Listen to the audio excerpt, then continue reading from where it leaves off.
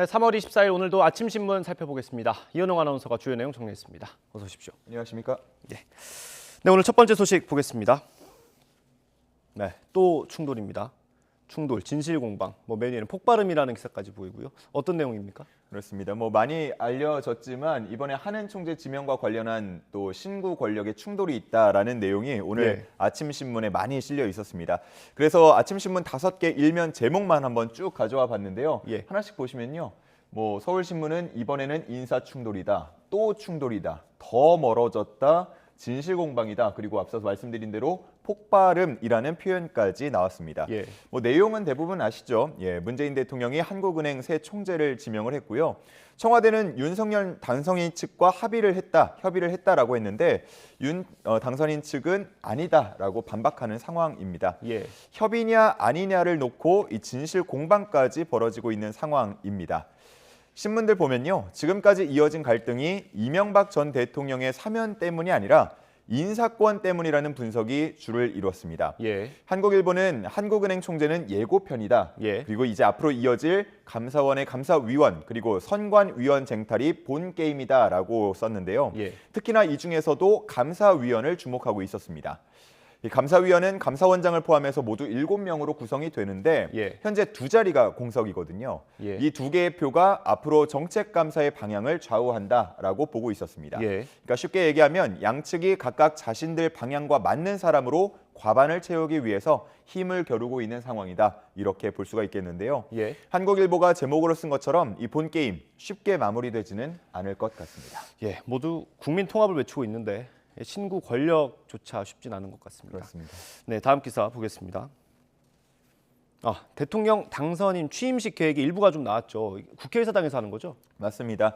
국회의사당 앞마당에서 진행을 하기로 결정이 됐습니다. 사실 이 논의가 될 때만 해도 국회마당 외에도 서울광장이라던가 국립중앙박물관, 용산시민공원 등도 검토됐다고 이 기사에 쓰여 있었고요. 다른 신문 기사를 보면은 세종시라던가 광주시에서 진행하는 방안까지 검토가 됐다는 내용도 있었습니다. 하지만 결국은 관례대로 하기로 결정을 한 거죠. 어제 이 발표가 있으면서 주목받은 부분이 몇 가지가 있었는데요. 먼저 김건희 여사의 참석 여부에 대해서 당연히 참석할 것이다 라는 답이 나왔고요. 박근혜 전 대통령 참석 여부에 대해서는 국민 통합 차원에서 논의하겠다라는 답이 있었습니다. 그리고 이 자리에는 일반 국민 500명도 초청할 예정인데요. 지역이나 계층, 직업, 세대, 성별, 정치 성향 등을 가리지 않고 스토리가 있는 국민들을 찾아서 초대할 것이라는 내용도 눈에 띄었습니다. 특히 박근혜 전 대통령 오늘 퇴원하잖아요. 그래서 취임식에 갈지 또 궁금하네요. 다음 기사 보겠습니다. 다음 만평입니다. 홍준표 의원을 그려놓은 것 같은데 이건 어떤 내용입니까? 그렇습니다. 홍준표 의원, 이 그림 자세히 보면서 하나씩 설명을 드리겠습니다. 제목을 보면 조직의 쓴맛이라고 되어 있고 옆에 보면 지선이라고 되어 있죠. 그러니까 홍 의원이 이제 지선 레이스에 참여한 모습인데 자세히 보면 타고 있는 자전거의 뒷바퀴가 떨어져 나가고 있습니다. 이 이탈한 뒷바퀴에는 25% 감점이라고 쓰여 있죠. 국민의힘 최고위원회가 결정한 현역 의원 10% 감점, 여기에다가 무소속 출마 전력 15% 감점이 더해진 결과라고 볼 수 있겠습니다. 지금은 이 그림에서처럼 빨간색 유니폼을 입고 있지만 지난 21대 총선에서는 무소속으로 출마해서 당선이 됐다 보니까 이 모든 감점을 다 받게 된 것입니다. 홍 의원은 이번 결정을 두고 내가 무슨 잘못이 있다고 벌을 받으면서까지 경선을 해야 하느냐라는 글을 SNS에 올렸고요. 이 같은 공천 룰을 두고 내홍이 생겼다라고 보는 시각도 있는데요.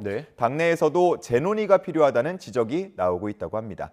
이 논의가 어떻게 끝맺음될지 한번 지켜봐야겠습니다. 홍준표 의원 입장에서는 나한테 왜 이러나 이럴 수도 있을 것 같아요. 그렇습니다. 네, 다음 기사 보겠습니다. 윤석열 당선인이 이제 지역 민생 현장을 돌 거다 이런 기사들도 꽤 있던데 그 내용이죠? 맞습니다. 집무실 이전 등의 문제는 이제 인수위에 맡기고 윤 당선인은 전국 각 지역 민생 현장을 돌 것이다라는 내용입니다. 아직 구체적인 일정이 나온 건 아닌데요. 김은혜 당선인 대변인이 밝히기로는 머지않은 시점에 갈 것이다라고 했고요. 어떤 지역을 방문할지도 결정되는 대로 발표하겠다고 했습니다. 이 기사 제목에도 나와 있지만요. 취임 전에, 그러니까 당선인 신분으로 이렇게 전국을 돌면서 민심을 청취하는 건 다소 이례적인 일이라고 볼 수가 있겠는데요. 인수위 측은 국민과 소통을 강화하겠다는 취지라고 했고요. 하지만 정치권 일각에서는 이거 6월 지방선거를 염두에 둔 것 아니냐라는 해석도 나오고 있다고 했습니다. 예. 그리고 이 기사에는 나와 있지 않지만요. 만약에 이 중에 대구를 방문하게 됐을 때 박근혜 전 대통령을 예방할지 그 여부도 주목되는 상황입니다. 그렇군요. 박근혜 전 대통령이 여기도 나오네요. 예, 그렇습니다. 네, 다음 기사 보겠습니다. 오늘 정치권의 큰 뉴스 중에 하나가 또 거대 야당이 될 민주당의 원내대표를 선출하잖아요. 판세가 좀 어떻습니까? 맞습니다. 지금까지 5명이 출마를 선언했는데 네. 이 사진에도 나와 있듯이요. 안규백, 김경협, 박광온, 박홍근, 이원욱 의원이 출마를 선언했습니다. 네. 이 후보들이 하나같이 얘기하고 있는 거는 야성 회복인데요. 네. 다시 말해서 강한 야당을 만들겠다라는 의지입니다. 당내에서도 여당과 적극적으로 싸울 수 있는 파이터형 지도부를 기대한다라는 인터뷰 내용도 눈에 띄었습니다. 예. 이번 선거가 개파 대결로 흐를 것이라는 전망도 있는데요. 예. 그중에서도 이재명계로 꼽히는 박홍근 의원 그리고 이낙연계로 분류가 되는 박광원 의원 사이의 경쟁이 뜨겁다라고 했습니다. 네. 대선 경선에서 이어지는 대리전으로 보는 시각도 있는 상황입니다. 그렇군요. 이 파이터 지도부라는 표현이 좀 재밌네요. 그렇습니다. 여당일 때는 좀 점잖게 하다가 야당이 되면 좀 파이터가 돼야 된다 그런 의미인 것 같아요. 맞습니다. 여러 가지가 있으니까 그만큼 중요한 선거일 것 같고요. 다음 코로나19 소식 보겠습니다. 우리나라 두 번째로 이제 치료제를 승인을 했죠. 주의사항이 좀 있을 것 같아요. 맞습니다. 먹는 치료제 라게브리오인데 이 조선일보가 라게브리오와 관련해서 문답 형식으로 기사를 작성했습니다. 일단 복용 대상을 보면요. 확진자 중에서 중증으로 진행될 가능성이 높은 환자들한테 복용을 하게 되는데 네. 이거는 뭐 기존 팍스로비드랑 똑같습니다. 예. 근데 기존 팍스로비드의 경우에는 병용 금지 약물 23종이 있지 않았습니까? 예. 근데 이 라게브리오는 아직까지 병용 금지 약물이 알려진 바가 없습니다. 따라서 그런 환자들이 사용하게 될 것 같고요. 치료 효과 자체는 팍스로비드에 비해서는 다소 떨어지는 것으로 알려져 있는데 네. 시각처는 그렇다고 하더라도 다양한 치료제 옵션이 있는 게 유리하다라는 입장에서 승인을 했다고 합니다. 예. 현재까지 밝혀진 부작용은 뭐 메스꺼움이나 어지러움 같은 좀 경미한 수준의 부작용일 뿐이라고 하고요. 예. 하지만 이 만 18세 미만의 소아청소년이라던가 임신부에게는 사용이 금지된다는 점을 꼭 기억하셔야 될 것 같습니다. 예. 일부 실험에서 뼈나 연골의 이상이 관찰된 경우도 있었다고 하고요. 또 동물 임상 시험에서는 태아 성장에 영향을 줄 수 있다는 사실도 밝혀졌다고 합니다. 그렇기 때문에 특히나 주의를 해야겠고 네. 임신을 계획 중인 여성뿐 아니라 남성까지 또 출산하고 모유 수유를 하고 있는 경우에도 일정 기간 동안에는 권장하지 않는다고 하니까 예. 이 점도 주의하셔야겠습니다. 예. 뭐 의료진도 안내를 하겠지만 스스로 꼭 숙지하는 게 좋을 것 같습니다. 그렇습니다. 네, 다음 기사 보겠습니다. 다음 기사 우크라이나 관련 기사네요. 이 글씨 같은 경우는 저희가 예전에도 한번 소개를 해드렸죠. 예, 기억하시는 분들 있으실 것 같은데요. 이 사진 속의 글씨는요. 아이들이라는 뜻입니다. 얼마 전에 마리우폴의 한 극장이 예. 폭격당했다는 소식 전해드렸는데 네. 대피소로 극장을 사용하면서 그 앞뒤에 아이들이라는 글씨를 쓰면서 아이들 있으니까 폭격하지 말아달라라는 의미의 메시지였는데 결국은 러시아가 또 폭격을 했습니다. 네. 그때 당시에 희생자들을 추모하는 체코 프라하 집회 사진이 이 조선일보에 실려 있었습니다. 예. 그 옆에 기사 내용도 눈에 띄었는데요. 우크라이나 주재 미국 대사관의 최근 발표입니다. 러시아군이 우크라이나 어린이 2,400명 가까이를 러시아로 강제로 이송했다라는 내용이었는데요. 예. 이를 두고 아이들 부모를 협박해서 정보원으로 활용하려고 했다던가 아니면 정부 탄압을 피해온 피난민을 러시아가 보살피고 있다라는 선전전을 펼치기 위해서라는 분석이 나왔습니다. 예. 뭐 이 밖에도 강제 노역을 시키기 위해서다. 뭐 이런 분석도 있었습니다. 부디 이 내용들이 좀 사실이 아니었으면은 좋겠다는 바람이 있습니다. 그러게요. 이게 쉬울지는 모르겠습니다만 이 사실은 좀 명명백백하게 밝혀야 될 것 같습니다. 예. 네, 다음 기사 보겠습니다. 저쪽 오른쪽에 인물이 있네요. 누굽니까 이분? 그렇습니다. 드미트리 무라토프라는 이름이고요. 작년에 노벨 평화상을 받은 러시아 독립 언론사의 편집장입니다. 1993년에 독립 언론사를 만들고 지금까지 푸틴 정권의 부정부패를 폭로하는 역할을 해왔는데요. 예. 한 달 전에 러시아 우크라이나 침공 직후에도 러시아가 우크라이나를 폭격하고 있다라는 이 팩트 기반의 제목 기사를 러시아어와 우크라이나어 두 가지로 함께 쓰기도 했습니다. 예. 이 무라토프가 최근 자신이 받은 노벨 평화상 메달을 경매에 내놓기로 했다고 해서 주목을 받고 있는데요.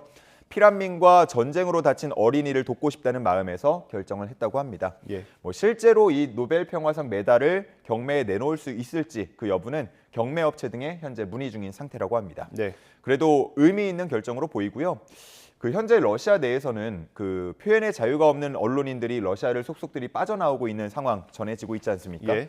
근데 이 무라토프는 정보 전쟁에서 도망을 가느니 차라리 내 스스로 발을 쏘겠다라면서 자신의 역할을 끝까지 다할 것을 강조했습니다.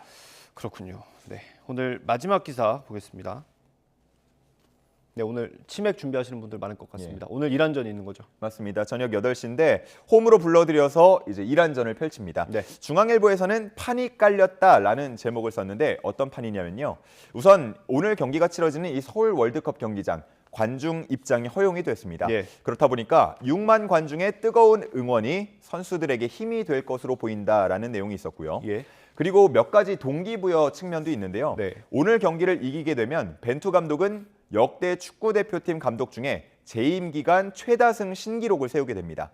지금까지 벤투 감독이 41경기를 치렀는데 예. 27승 10무 4패를 기록 중이거든요. 예. 근데 28승 고지를 넘어설 수 있을지 주목이 되는 부분이 있고요. 그리고 이 서울 월드컵 경기장뿐만 아니라 우리나라에서 열렸던 홈 경기 기준으로만 본다면 19경기 동안 패배가 없습니다. 15승 4무를 기록 중인데 예. 이런 기분 좋은 기록이 오늘도 쭉 이어갔으면 좋겠다라는 생각이 들고 가급적이면 무승부보다는 승리가 낫겠다라는 생각도 듭니다. 예. 그리고 우리 대표팀 에이스 손흥민 선수도 최근 소속팀에서 움직임도 좋았고요. 그리고 오늘 경기에서 또 골을 넣게 되면 이 아시아 최종 예선 단독 선두까지 오를 수 있으니까요. 그런 네. 동기부여도 있겠습니다. 그리고 오늘이 이제 96번째 A매치 경기이기 때문에 곧 100번째 경기, 그러니까 센츄리 클럽 가입도 예정되어 있기 때문에 손흥민 선수에는 조금 더 힘을 받을 것으로 보이기도 합니다. 예. 그리고 무엇보다도 이번 경기 그리고 29일에 열릴 아랍에미리트 경기를 모두 이기게 되면 피파 랭킹이 좀 올라갈 수 있지 않겠습니까? 예. 그렇게 되면 월드컵 조추첨에서 보다 유리한 포트 3, 포트 3에 들어갈 수 있기 때문에 우리 선수들이 오늘 꼭 이겨줬으면 좋겠다는 바람 모두가 갖고 있는 것 같습니다. 네, 그러게요. 내일 이 시간에 저희가 기분 좋은 소식 들려드릴 수 있으면 좋겠습니다. 예. 오늘 말씀 여기까지 듣겠습니다. 고생하셨습니다. 감사합니다.